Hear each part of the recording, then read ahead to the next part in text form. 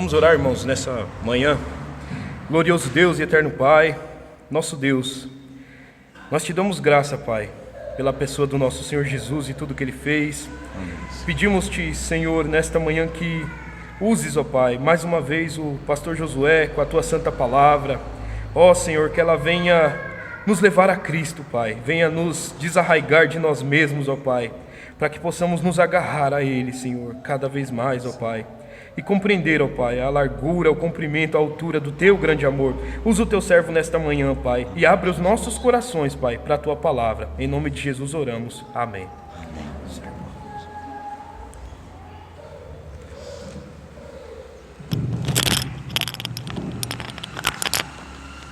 Houve um acidente.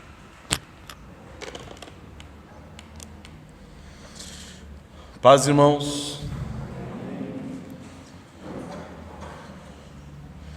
Vamos dar sequência então, irmãos, à série de estudos nos 10 mandamentos. Com a graça do Senhor, a gente concluirá aquele assunto que foi iniciado na semana passada, sobre os 10 princípios que devem ser observados para a compreensão e a aplicação dos 10 mandamentos em nossas vidas. Nós já vimos 4 deles, e se o Senhor nos der graça nessa manhã, a gente vai ver os outros 4, que na realidade foram divididos em 3, eu vou explicar melhor depois, para que depois, na semana que vem, com a graça do Senhor, a gente possa começar a estudar o capítulo 19 de Êxodo, fazer um rápido estudo, porque ele é a introdução do capítulo 20, que diz respeito à lei do Senhor, à entrega dos 10 mandamentos. Amém, irmãos? Vamos orar ao Senhor então? Vamos curvar nossas cabeças? Senhor nosso Deus, Pai Santo, Deus sublime, louvado seja o Teu nome, meu Deus, por tão grande salvação com que nos alcançaste em Cristo Jesus nosso Senhor. Aqui nessa manhã estamos, ó Pai, pelos méritos de nosso Senhor Jesus Cristo e pela força do Teu Santo Espírito, meu Deus, para adorar e cultuar o Teu santo nome.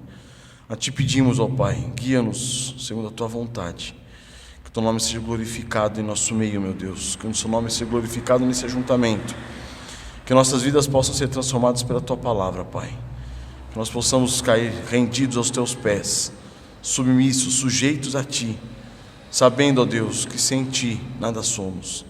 Senhor Jesus Cristo, nada podemos fazer. Sem Ele, a lei para nós seria só algo para a condenação.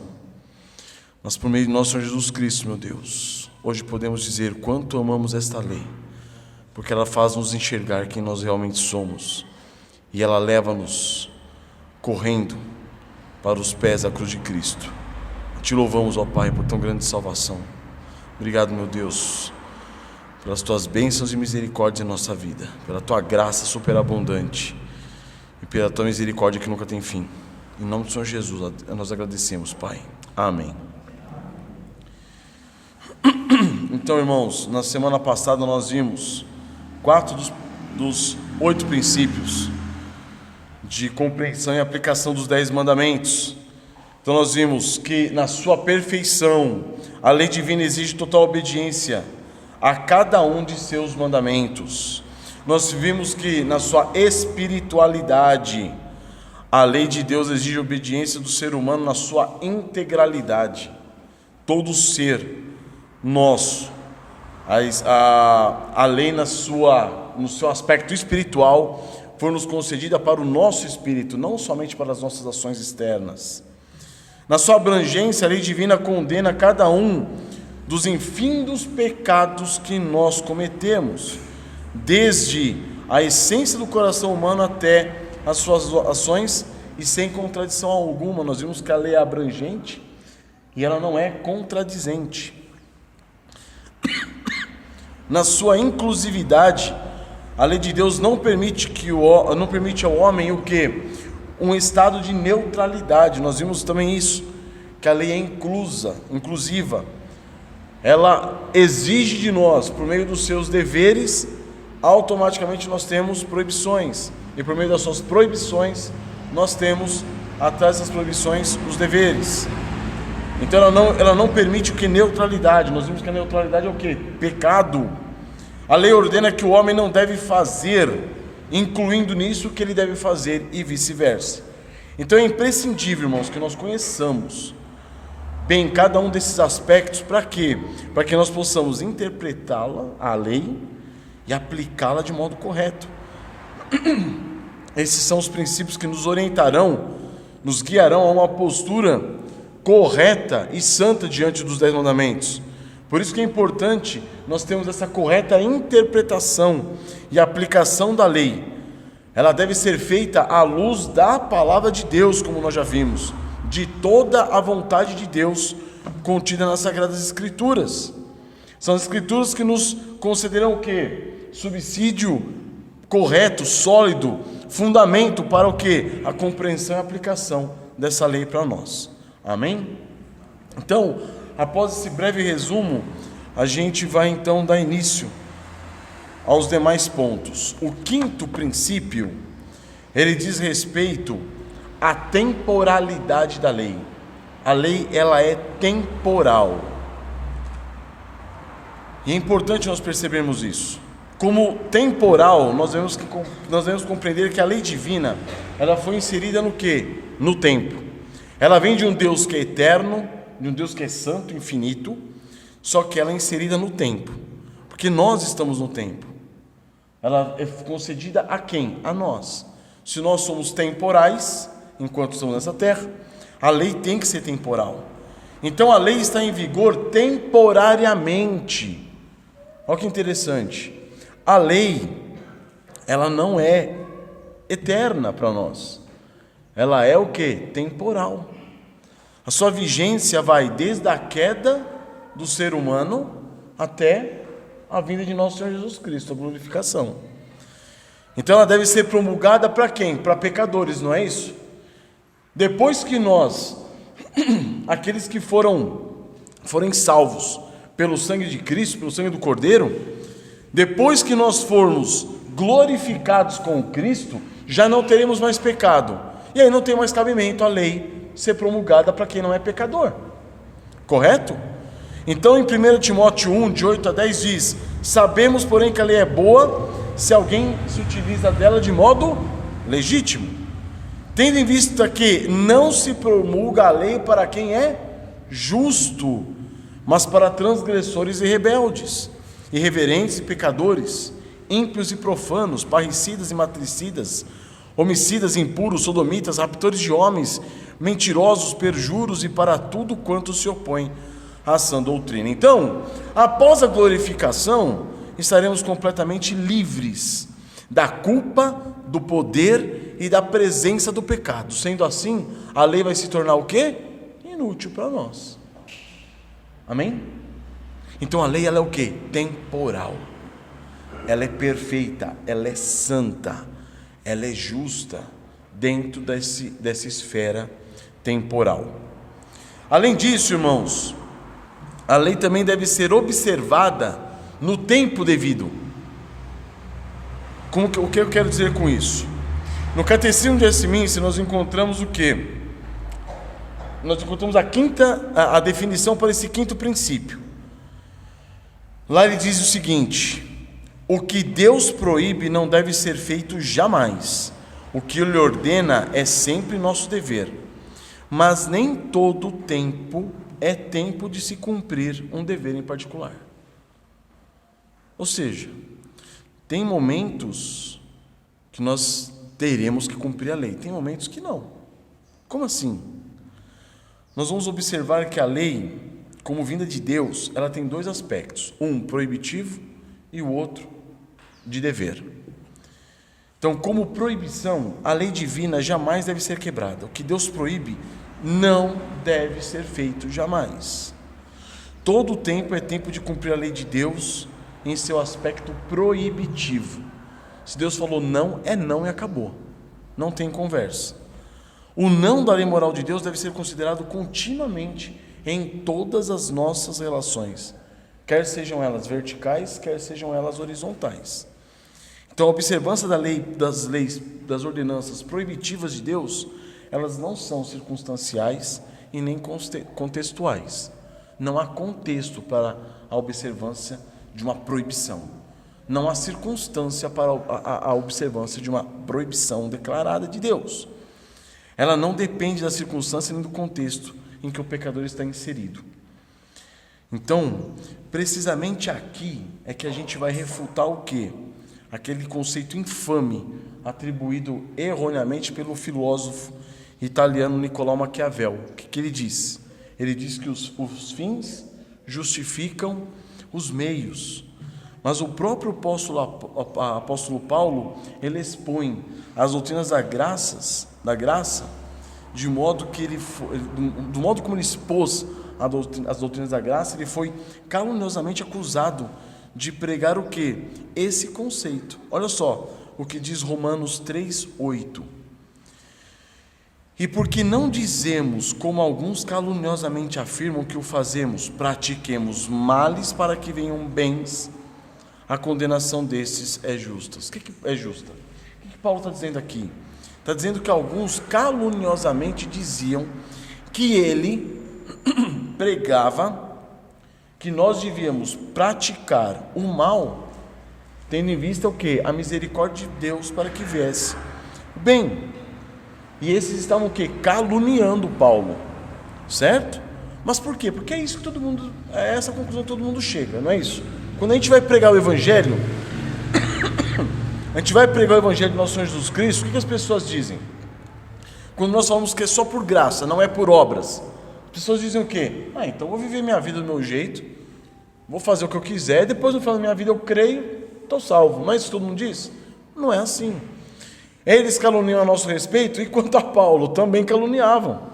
Diziam o quê? Que Paulo estava dando a entender o quê? Eu posso viver minha vida dissoluta, viver de qualquer jeito, chega no final das contas, eu estou bem, vai vir só bens para minha vida. E não.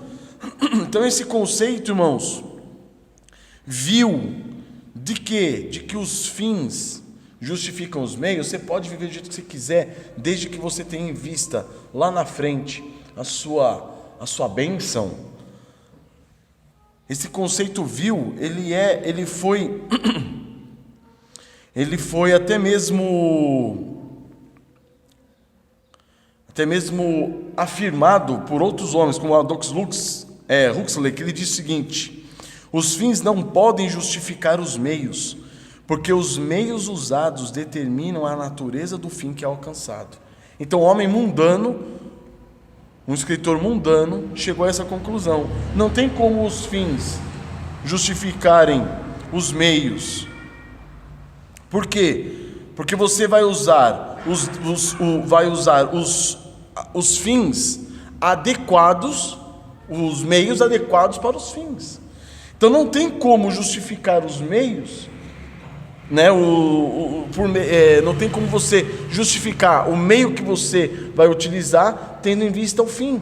Você vai usar os meios adequados tendo em vista o fim adequado.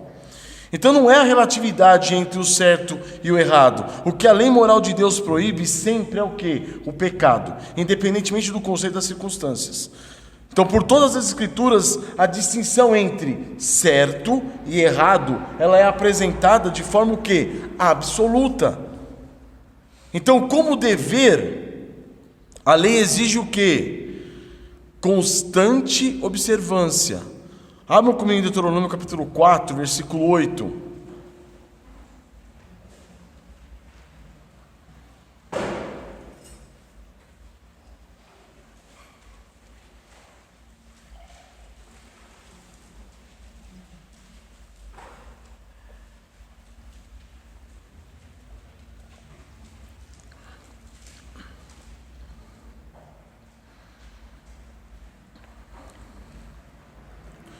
Deuteronômio 4:8. E que grande nação há que tem estatutos e juízos tão justos como toda esta lei que eu hoje vos proponho? Tão somente guarda-te a ti mesmo e guarda bem a tua alma, que te não esqueças daquelas coisas que os teus olhos têm visto, e se não apartem do teu coração todos os dias da tua vida, e as farás saber a teus filhos e aos filhos de teus filhos. Então, amados, Aqui está falando que a lei divina exige constante observância. Contudo, nem sempre é tempo de se cumprir um dever específico, um dever em particular. Primeiramente, seria ilógico nós pensarmos em cumprir todos os deveres da lei de Deus simultaneamente. Isso seria algo impossível. Exemplo: guardar o sábado, guardar o Shabá em outro dia da semana. Não dá, tem que ser naquele dia específico. Honrar a seu pai e sua mãe, para quem não tem pai e mãe, não dá, certo? Eles têm que ter pai e mãe. Preservar o matrimônio para quem é solteiro, sem condições. A pessoa é solteira. Homem, amar sua esposa, se ele é solteiro. Mulher, ame seu marido, respeite-o se ele é solteira. Não tem como. Então é por isso que Salomão escreve que há tempo determinado para tudo nessa vida.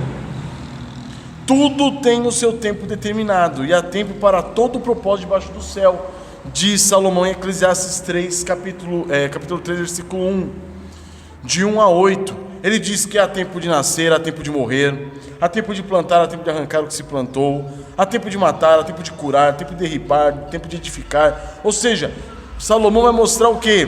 Há tempo para tudo. Inclusive, a lei de Deus, ela deve ser considerada dessa maneira: há tempo para tudo. O próprio Senhor Jesus, em algumas passagens distintas, elenca o quê? Os deveres da lei de Deus, apresentando o quê? O tempo apropriado para a observância de cada um deles. Então, em Mateus 9,13, ele diz: ide, porém, e aprendei o que significa misericórdia quero e não holocaustos, pois não vim chamar justos e sim pecadores ao arrependimento. Então ele põe o que? A misericórdia como um dever maior e primordial, acima do que? Dos holocaustos, dos sacrifícios, certo? Paulo também diz em Romanos 12,15: alegrai-vos com os que se alegram, chorai com os que choram. O próprio Senhor Jesus, mais para frente, no capítulo 12 de Mateus, ele diz: mas se vós soubesseis o que significa misericórdia quero e não holocausto, não teríeis condenado inocentes. Estão percebendo, irmãos? Então o que acontece? A lei de Deus, ela é colocada para nós, e nós devemos o quê? Diante da própria palavra do Senhor, elencar esses mandamentos. O Senhor diz: guarda o Shabá, o dia do Senhor, guarde o dia do Senhor. Mas se aparecer alguém com dificuldade, alguém necessitado, esquece o dia do Senhor e cuide dessa pessoa, porque cuidando dessa pessoa você estará guardando o dia do Senhor, certo?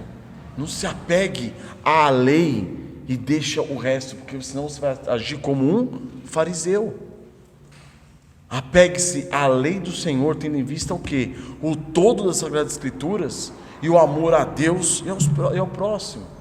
Então a própria lei de Deus, ela não só permite, como ela exige que nós façamos essa análise. Por quê? Porque Ele, próprio Deus, elencou a adoração oportuna à frente do atender à necessidade aos pobres.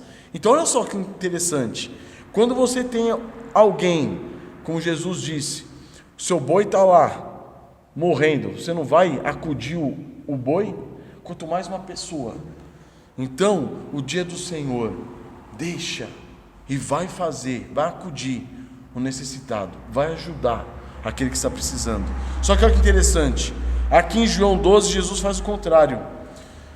Judas Iscariotes e um dos seus discípulos, o que estava para atraí-lo, disse: por que não se vendeu esse perfume por 300 denários e não se deu aos pobres? Quando aquela mulher unge o Senhor Jesus. Isso disse ele não porque tivesse cuidado dos pobres, mas porque era ladrão e, tendo a bolsa, tirava o que nela se lançava. Jesus, entretanto, disse o quê? Deixa que ela guarde isso para o dia em que me embalsamarem, porque os pobres sempre os tendes convosco, mas a mim nem sempre me tendes. João 12, do versículo 4 ao versículo 8. Estão percebendo? Aqui o importante agora não eram os pobres, era o quê? Cristo Jesus, o Senhor.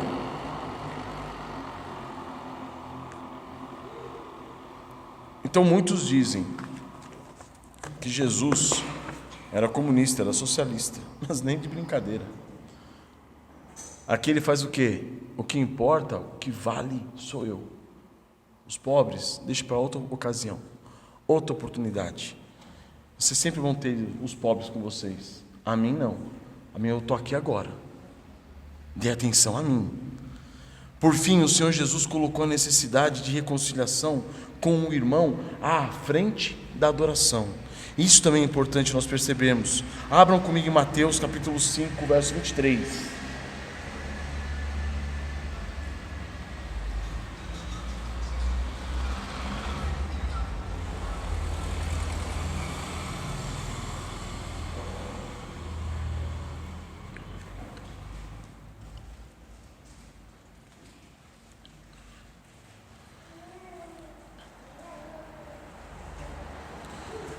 Mateus 5, 23 a 24.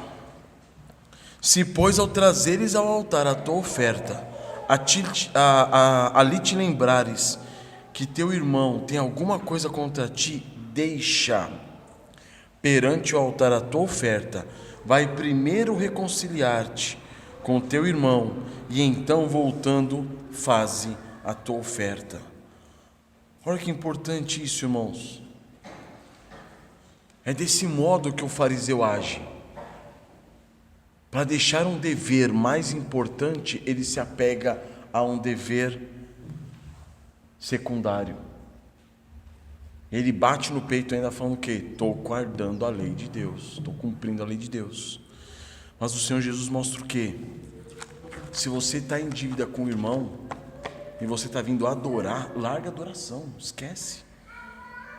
Se você fez essa adoração será uma adoração profana. Reconcilia-te com teu irmão. Agora, como que nós podemos viver uma vida de não reconciliação com nossos irmãos?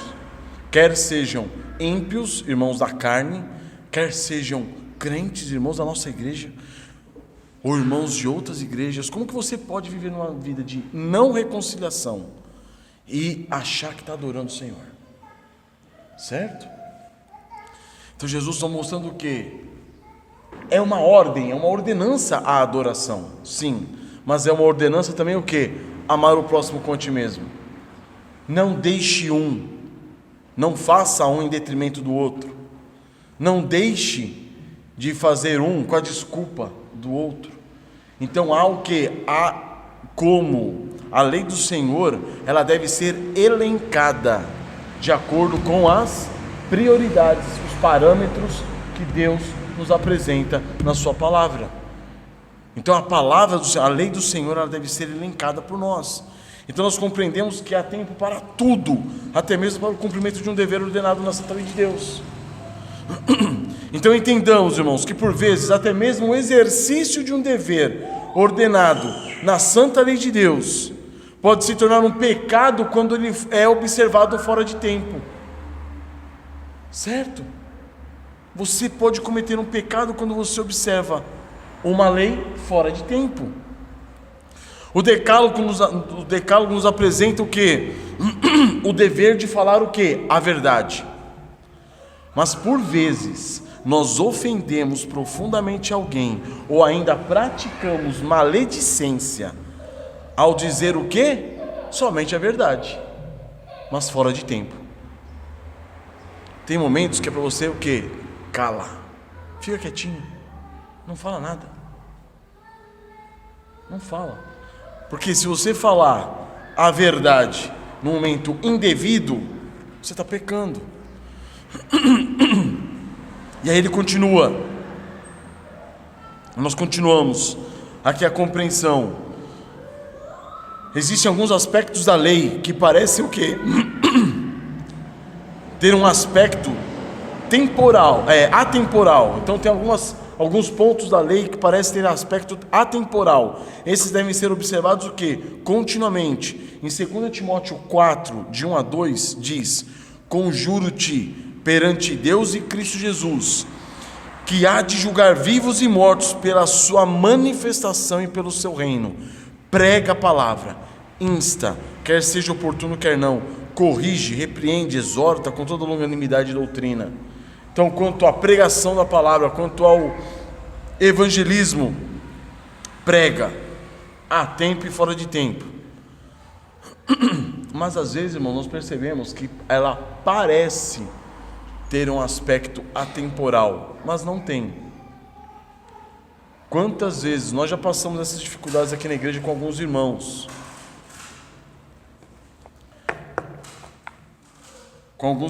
que tinham dificuldade na casa dos pais, por exemplo, ter um relacionamento familiar com os pais. Por quê? Porque os pais já não aguentavam mais a pessoa falar do evangelho, mas de uma forma direta, constante, aquela forma sem sabedoria, sem a sabedoria divina para pregação, sem um bom senso. Então o que acontece? Tem momentos que você fecha a porta do evangelho de acordo com o modo como você fala. Então nós devemos sim pregar o evangelho constantemente, devemos sim falar da verdade do Senhor. Por quê? Porque as pessoas estão indo para o inferno, mas com sabedoria, pedindo graça ao Senhor, sabendo como agir, como fazer. Então, aqui está o quinto princípio da lei divina. Ela é o quê? Temporal. A sua observância, ela deve ser feita de um modo hierárquico. Ela exige uma santa e sábia hierarquização das leis de Deus, de modo que tais leis sejam cumpridas a seu tempo. E essa hierarquização só pode ser feita sob a total rendição de um coração quebrantado ao Senhor e à sua palavra, em total dependência do Espírito Santo. Amém? Em Gálatas 5:6 diz: digo, porém, andai no Espírito e jamais satisfareis a concupiscência da carne. Então, na dependência do Senhor, na dependência do Espírito Santo, sujeitemo-nos a Ele para sabermos como hierarquizar a santa lei de Deus segundo a palavra de Deus, para que não nos coloquemos a cumprir a lei fora de tempo e com isso pecarmos. O sexto princípio, então, diz respeito à generacidade da lei. Ela é de quê? Genérica. A lei de Deus, ela é genérica. Como assim? Que aspecto? Como genérica, nós compreendemos o quê? Que uma proibição ou um dever específico abrange todos os pecados e seus motivadores a eles relacionados. Ou seja, sob cada dever relacionado a um pecado, todos os outros pecados ou deveres da mesma categoria estão inclusos. Então, no Catecismo Maior do Westminster também nos é dito que, uma definição com respeito a esse sexto princípio: sob um único pecado ou dever, todos os demais pecados do mesmo gênero são o quê? Proibidos ou ordenados, juntamente com tudo o que provoca e todas as suas causas, meios, ocasiões e aparências. Vou repetir: sob um único pecado ou dever, todos os demais pecados do mesmo gênero são proibidos ou ordenados, juntamente com tudo que os provoca e todas as suas causas, meios, ocasiões e aparências. Então olha só, o que está sendo dito aqui? Quando se proíbe um determinado pecado, todos os outros pecados a ele relacionados estão sendo o quê? Proibidos também. Certo? O Senhor Jesus Cristo nos ajuda a perceber isso, irmãos, em Mateus capítulo 5. Abram comigo. Mateus capítulo 5, no Sermão do Monte, no verso 21.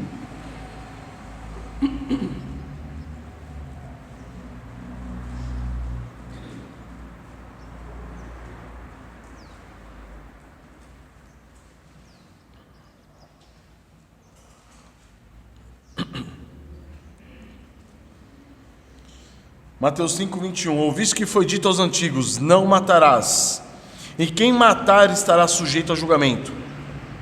Eu, porém, vos digo que todo aquele que se irar contra seu irmão estará sujeito a julgamento.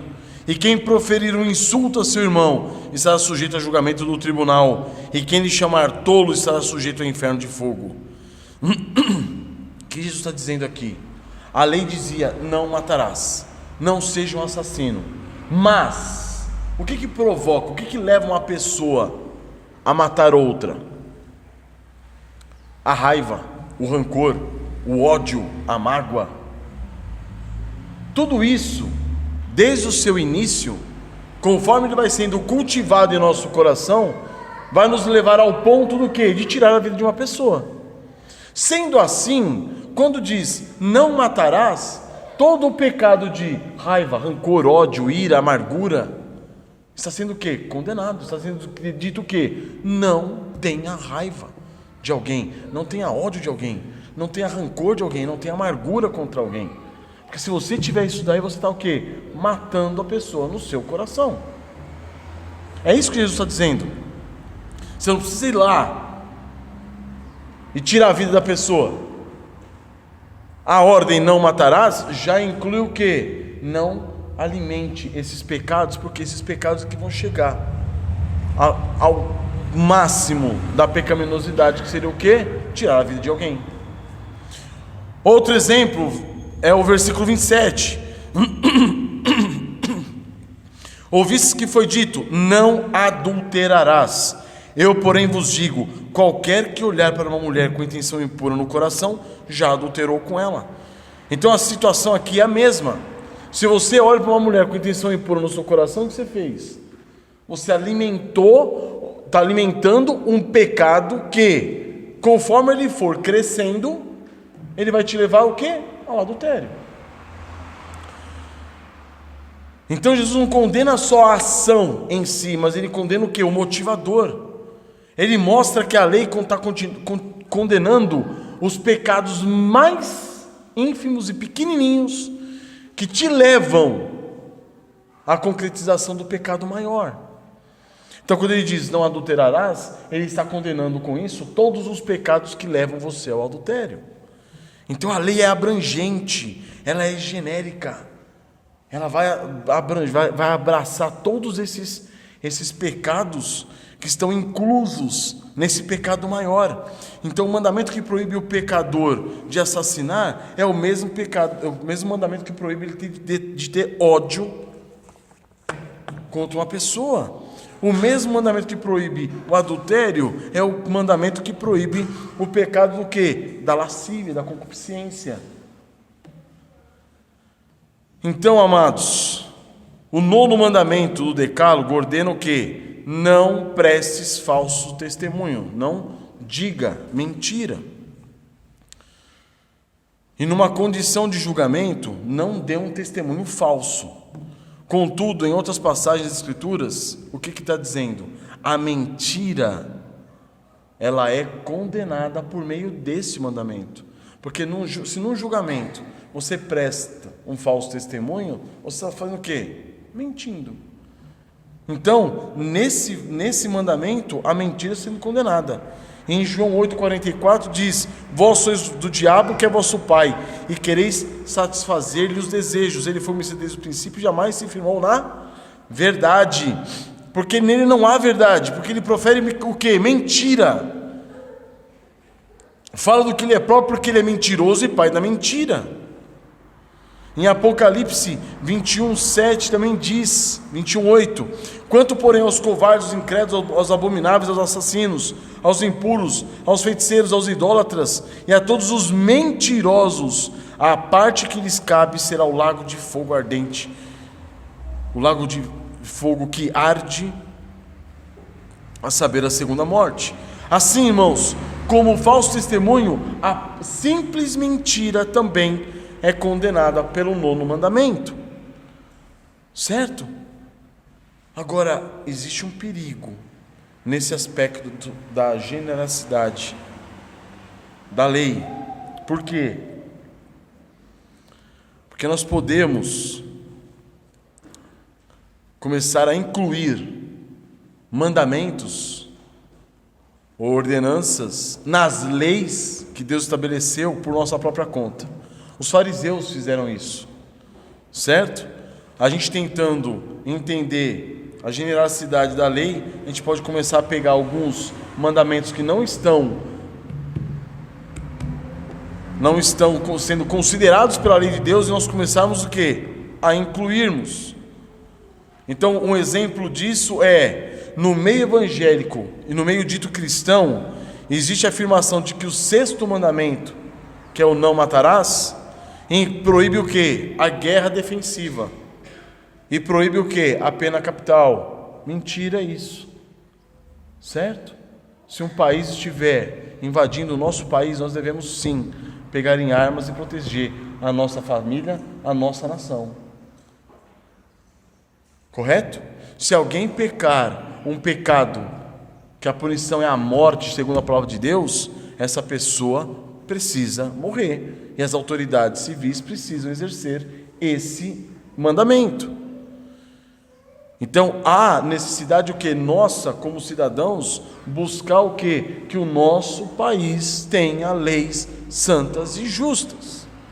E uma das leis santas e justas que a palavra de Deus nos mostra é o que? É a pena capital para quem cometer um pecado para a morte.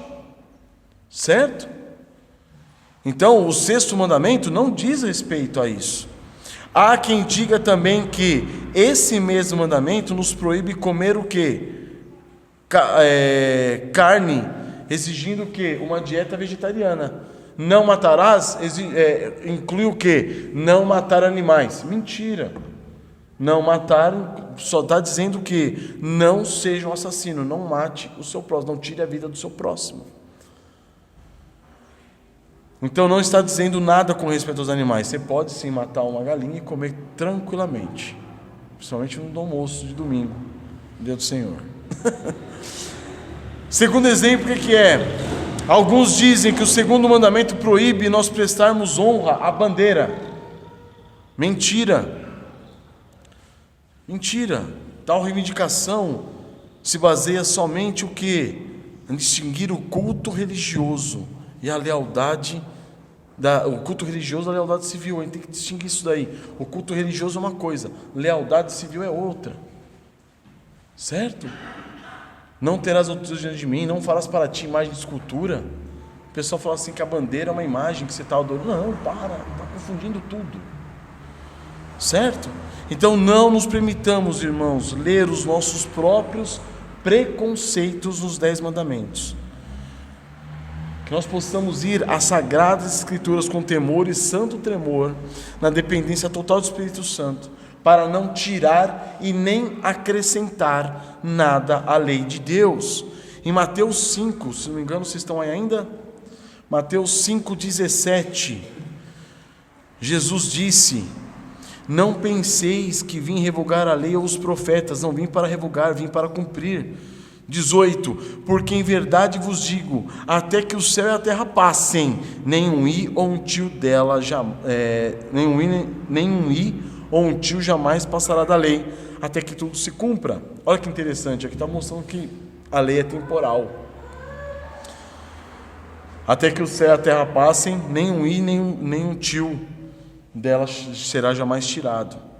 Aquele, pois, que violar um desses mandamentos, posto que dos menores, e assim ensinar aos homens, será considerado mínimo no reino dos céus. Aquele, porém, que os observar e ensinar, esse será considerado grande no reino dos céus. Porque vos afirmo que, se a vossa justiça não exceder em muito a dos escribas e fariseus, jamais entrareis no reino dos céus. Então, o que os fariseus e os escribas faziam? Eles acrescentavam leis que não eram ordenanças divinas, mas ordenanças pessoais. Incluíam no quê? Na lei de Moisés, na lei divina. Então, por se tratar, irmãos, de 2 princípios com o mesmo objetivo, agora nós vamos trabalhar com o 7º e o 8º princípio juntos. E vamos denominar esses 2 princípios de a coletividade da lei. Então nós temos dois princípios agora em um. E aqui nós vamos falar sobre a coletividade da lei. A lei de Deus, ela é o quê? Coletiva. Como coletiva, nós devemos compreender que a lei divina está direcionada a quê? A toda a raça humana. A lei divina foi entregue a quem? Todo ser humano.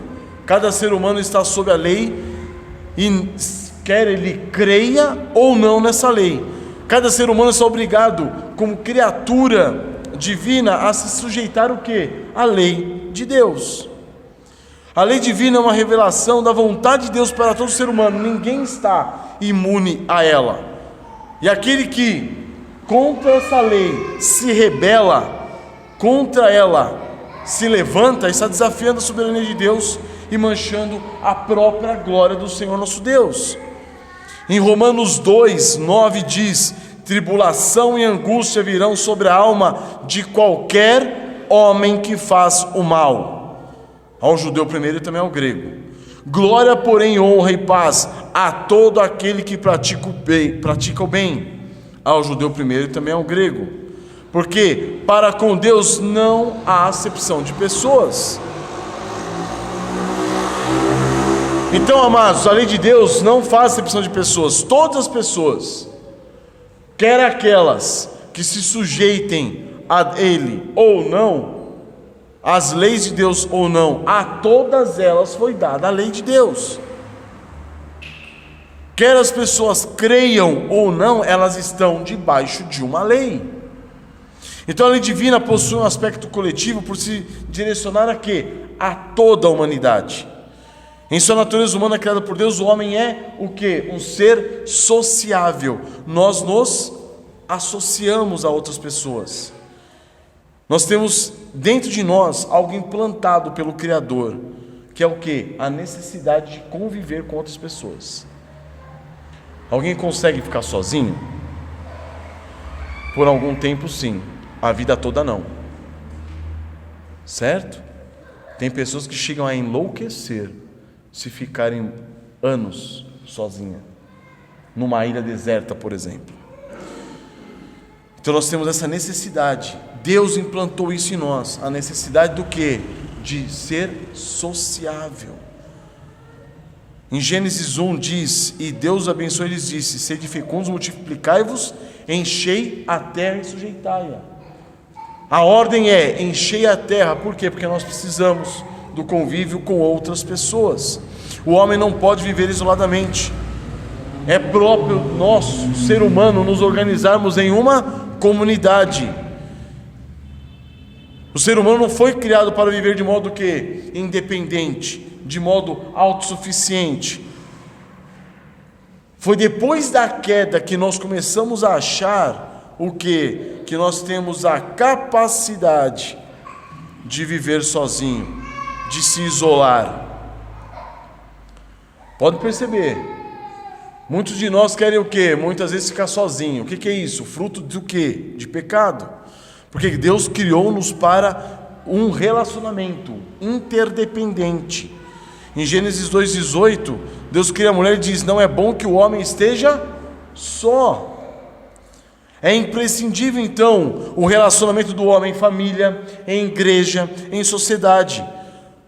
A queda realizou o que? Justamente o caminho oposto. Fez com que nós nos tornássemos autônomos e nos e olhássemos para nós mesmos como alguém soberano, que não precisa do outro. O homem caído, apesar da grande necessidade que ele tem de viver em coletividade, ele anseia pelo quê? Por independência. Mas isso é fruto do quê? De pecado. Isso não é fruto do seu jeitão, a minha personalidade, não. Isso é fruto do quê? Pecado. Nós acreditamos muitas vezes, irmãos, que os nossos pensamentos, nossas conclusões, o nosso estilo de vida, as nossas decisões, as nossas crenças, o nosso modo de agir são sempre o melhor caminho. E aí você age como independentemente. Isso é fruto do quê? De um amor próprio de uma grande estima por si mesmo, que às vezes te impede o quê? De sujeitar, submeter-se e subordinar-se a outro. Muitas vezes a gente acha que a gente é humilde e simples porque a gente não recorre a outros. Aí você fala assim, não vou ficar incomodando, não vou ficar... Não, é você alimentando o seu próprio pecado. A essa incapacidade que nós temos de sujeição, de submissão e de subordinação, dá-se o nome o quê? Pecado. Mas não para por aí. Esse mesmo amor próprio e essa grande estima que nós temos por nós mesmos também nos impede de nos preocuparmos e nos ocuparmos com as dificuldades do próximo.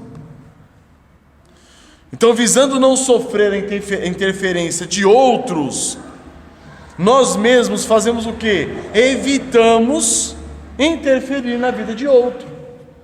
Eu não quero que as pessoas metam bedelho na minha vida, eu não vou meter bedelho na vida dos outros. É essa a ideia. Aí você fala, nossa, que sábio, né? Não faça com os outros o que você não quer que faça com você, né? É muita sabedoria. Mas não, é o quê? Pecado. Eu não quero que as pessoas interfiram na minha vida, eu não vou interferir na vida das pessoas. E aí o quê? Para o ser humano é impossível submeter-se e exercer submissão. É impossível sujeitar-se ou exercer sujeição. Por quê? Porque o que está em jogo é o nosso eu, é o nosso ego. Muitas vezes a gente não consegue liderar porque a gente não quer que o nosso ego seja afrontado. Como um líder, eu não quero apontar o pecado da minha esposa como cabeça do meu lar, porque ela vai querer depois apontar o meu pecado.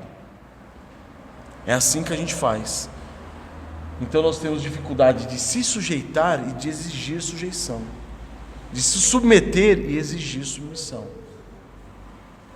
Por isso que esse aspecto coletivo da lei nós vamos ver em duas partes. Primeira parte, a lei divina exige que nós alertemos o próximo quanto ao cumprimento da lei e lhes sejamos por exemplo. A lei exige isso de nós. Nós devemos alertar as pessoas à nossa volta quanto ao cumprimento da lei. E devemos ser o quê? Exemplo para elas. No aspecto coletivo da lei de Deus, o ser humano não deve apenas cumprir a lei, senão também conduzir outros a cumpri-la. Nós devemos não somente encorajar os outros à santidade, como também desencorajá-los ao pecado. Então, quando nós falamos,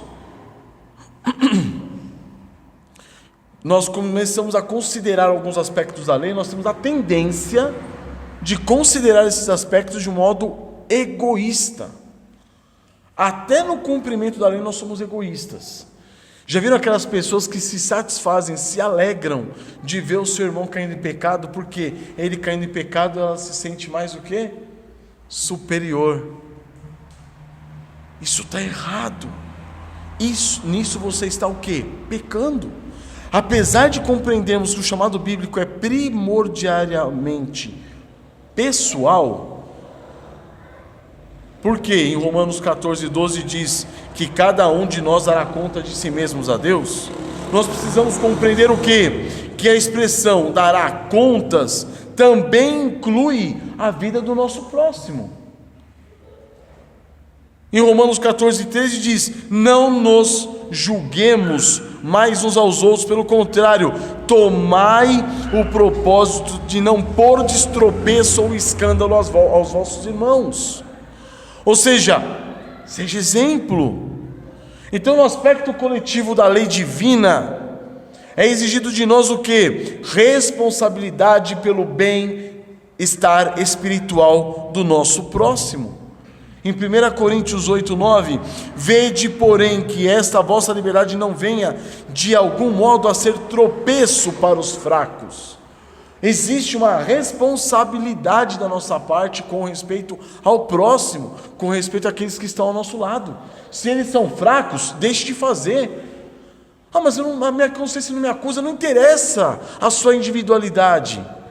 O que importa é você estar promovendo a santidade no seu próximo ou não.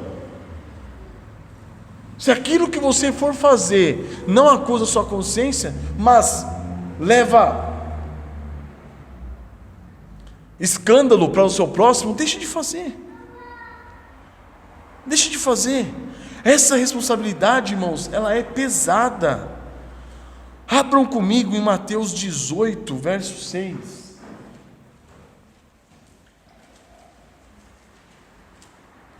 Mateus 18, verso 6.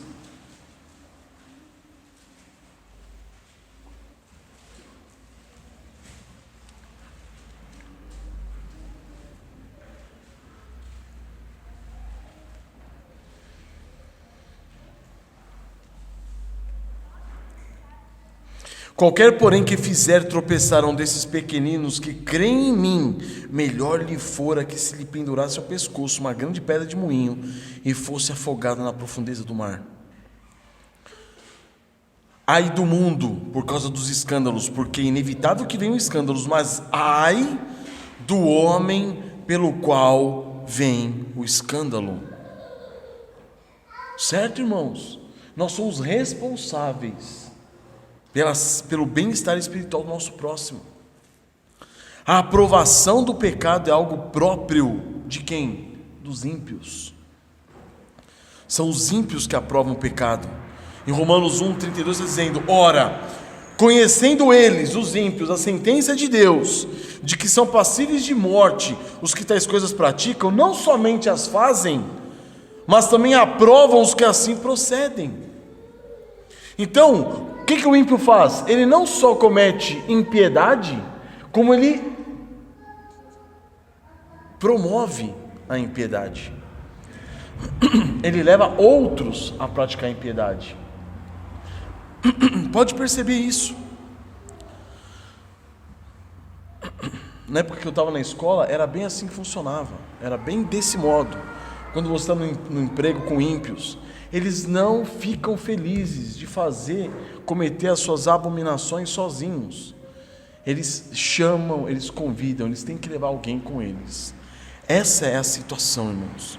Esse é o grande problema. Então, como líderes de nossos lares, como pais de nossos filhos, nós devemos o quê? Ordenar nossas crianças a lei moral de Deus.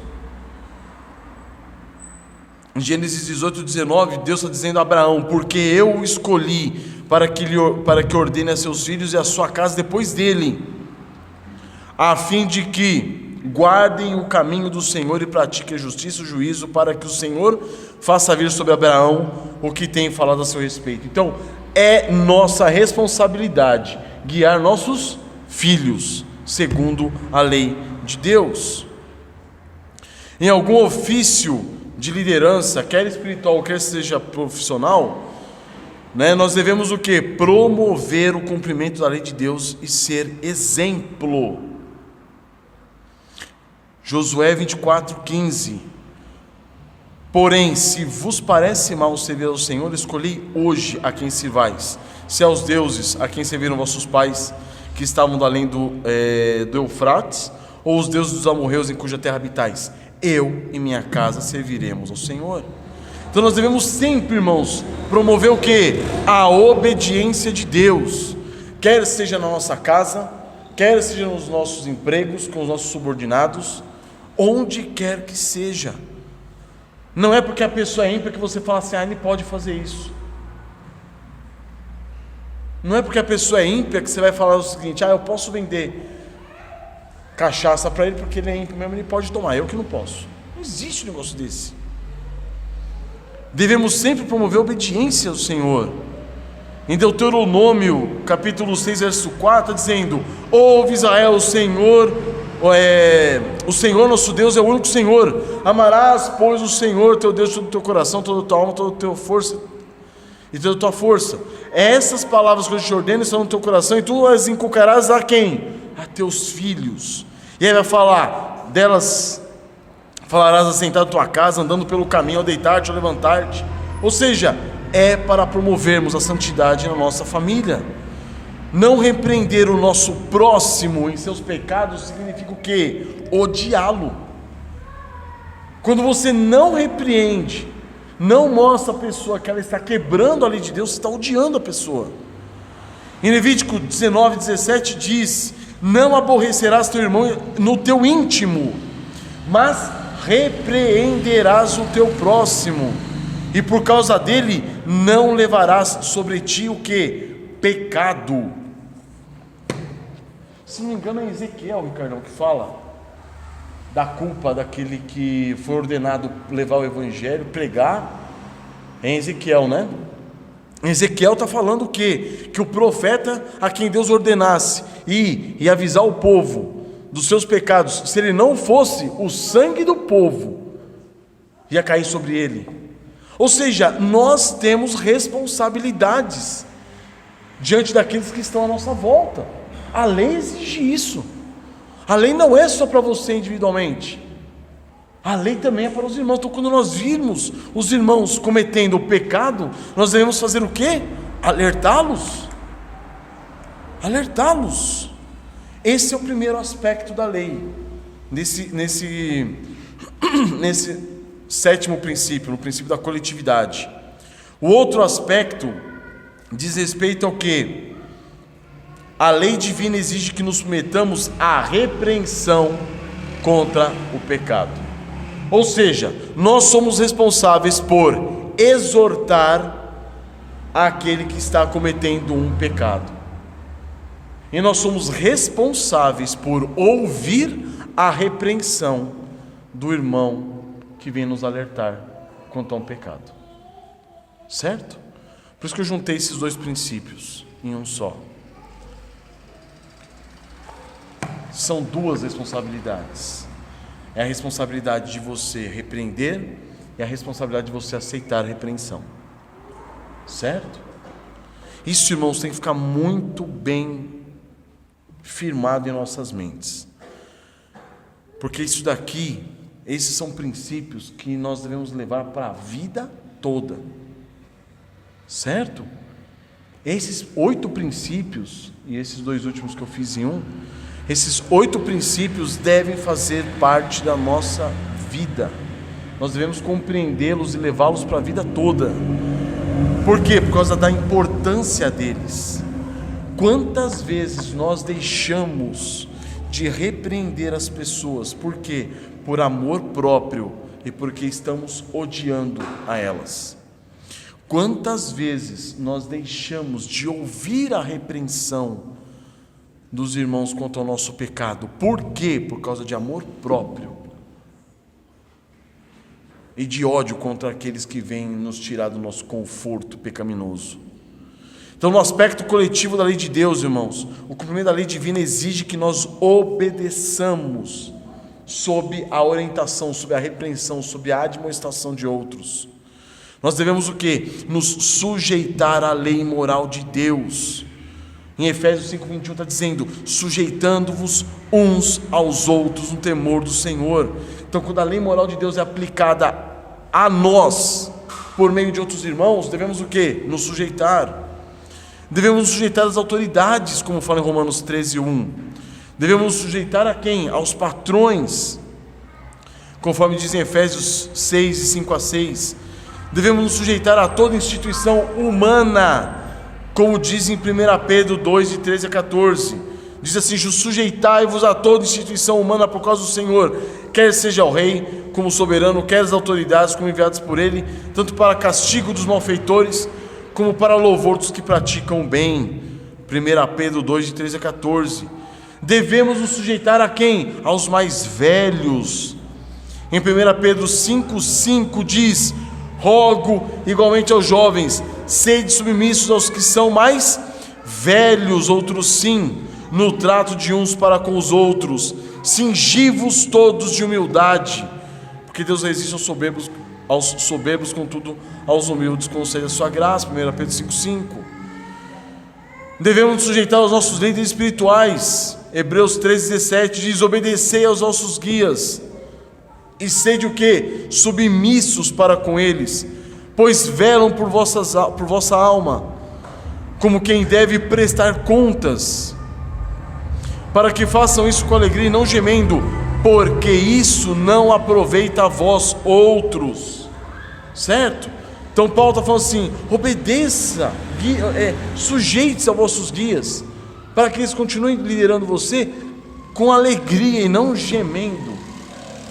Não há coisa pior do que você ter que exortar um rebelde, porque você sabe que ele não vai dar ouvido a você. Isso é pesado. Isso é pesado.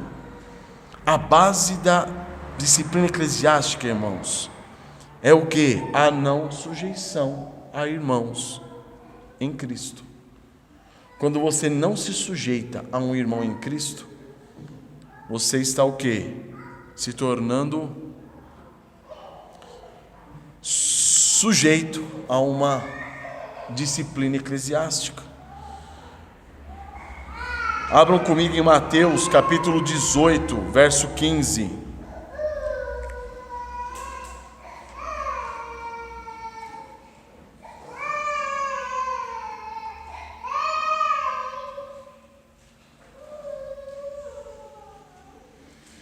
Mateus 18, 15.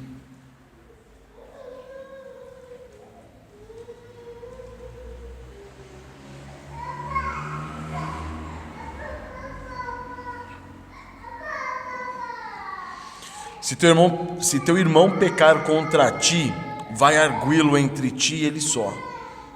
Se ele te ouvir, ganhaste teu irmão. Se porém não te ouvir, toma ainda contigo uma ou duas testemunhas, ou uma ou duas pessoas, para que, pelo depoimento de duas ou três testemunhas, toda a palavra se estabeleça.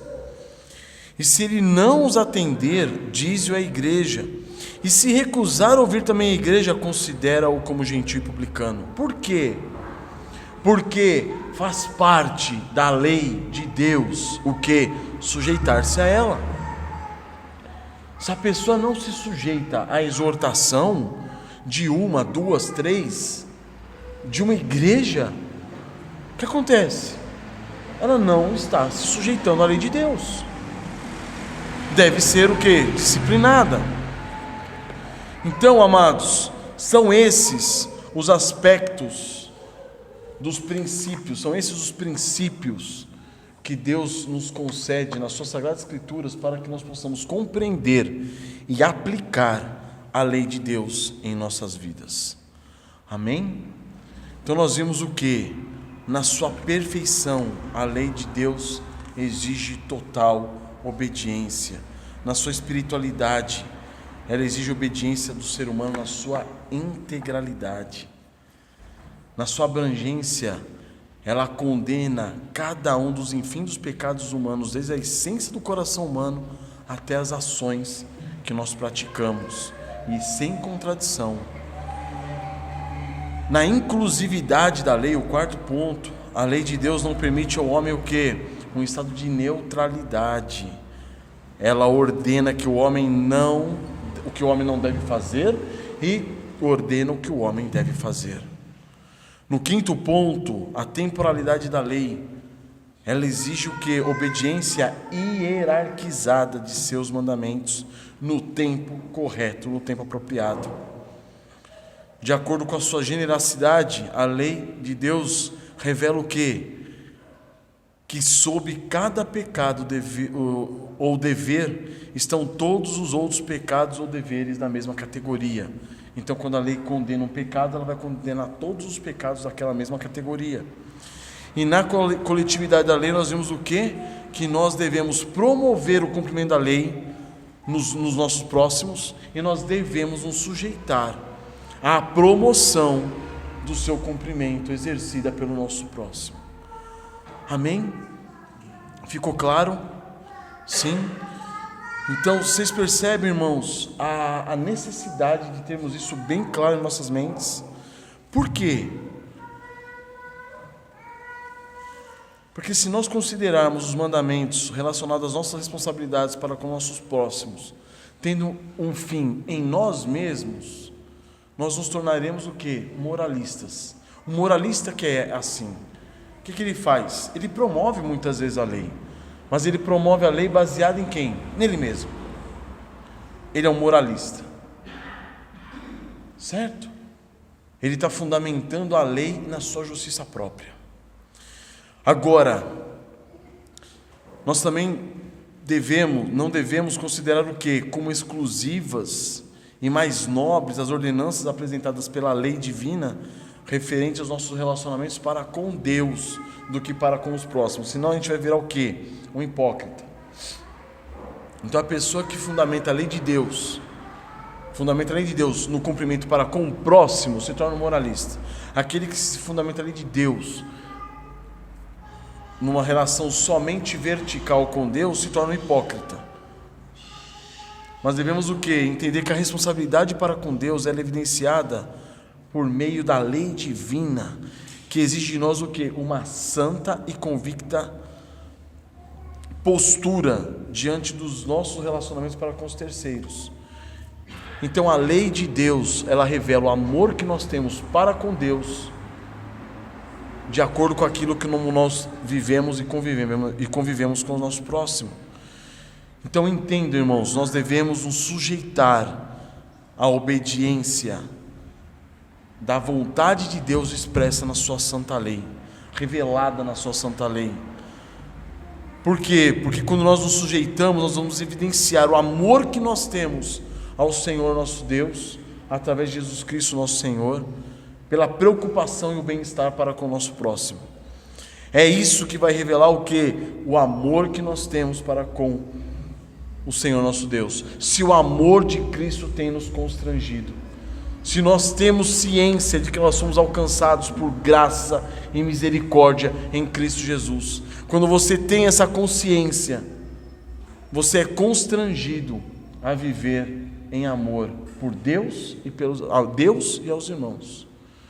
E esse amor é que vai te mover ao cumprimento da lei. Então não negligenciemos o relacionamento que nós devemos ter para com Deus, relacionamento vertical e o relacionamento horizontal com os irmãos. Um depende do outro. É um relacionamento orgânico. É um relacionamento que só é possível se os dois caminharem juntos. Se você tirar cada um ou outro aspecto, você vai cair em pecado. Se você atira o aspecto vertical e começa a só se envolver com ações sociais, você vira um moralista, preocupado com a lei referente ao seu próximo. Quando você tira o aspecto horizontal do seu relacionamento com o seu irmão, você vai virar um hipócrita. Vai achar que está com uma comunhão linda e maravilhosa com Deus, mas que não é expressa pelo amor ao próximo, você é um baita de hipócrita. Então que caminhemos, que esses dois aspectos da lei caminhem juntos. O amor a Deus por todas as coisas, ao próximo como a nós mesmos. Amém? Fundamentado nesses princípios de interpretação, de compreensão e de aplicação da lei de Deus. Em 1 João 4:20 diz: se alguém disser amo a Deus e odiar a seu irmão, é o quê? Mentiroso. Pois aquele que não ama a seu irmão a quem vê, não pode amar a Deus a quem não vê. Amém? Você vir à igreja, dizer que ama a Deus, ler a Bíblia, fazer tudo e negligenciar sua responsabilidade com o seu próximo, você está jogando tudo por terra. Você é um baita de um fariseu hipócrita. Que nós fujamos disso, que o Senhor nos preserve disso. Vamos curvar nossas cabeças, irmãos.